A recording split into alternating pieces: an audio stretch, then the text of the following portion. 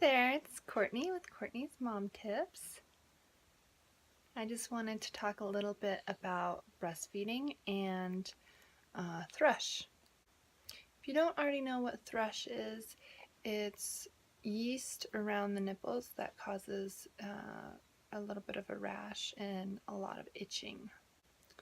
This is for women who have Candida issues, and that's basically yeast overgrowth in the body. I got Candida overgrowth after I became immune to antibiotics, which totally destroyed my microbiome. I can't barely eat any sugar, otherwise I have outbreaks of Candida. I am going to see a naturopath after I'm done breastfeeding to do a gut cleanse to restore my microbiome so my body's not totally overwhelmed with Candida.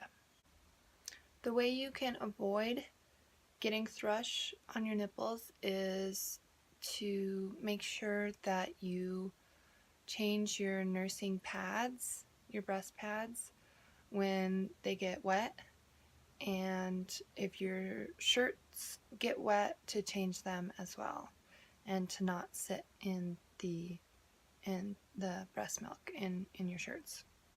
The breast milk has a lot of sugars, and the Candida thrive on sugars, so it's really easy for the Candida to grow in that dark, moist environment. One way you can keep the opposite side dry while you're breastfeeding is to put light pressure over the nipple, and you won't leak as much or at all if you're not totally engorged. I think it's harder with your first child because I would leak at night while I was sleeping, and I couldn't really control that. With my second child, I don't leak at all at night. I would definitely advise using the disposable nursing pads that I showed in my previous post. If you don't have those, or if you would prefer the reusable ones, just make sure you have enough that you can change them out frequently. The way you can tell that you have thrush around the nipples is it's going to be red and the skin is going to be raised a little bit, and it's going to be extremely itchy.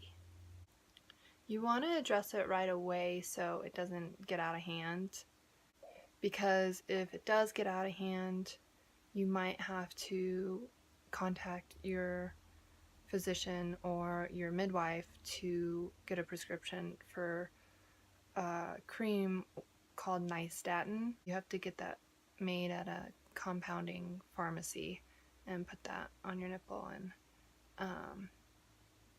until it clears up. Those are my tips for today. I hope they help. Comment and subscribe and let me know if they do.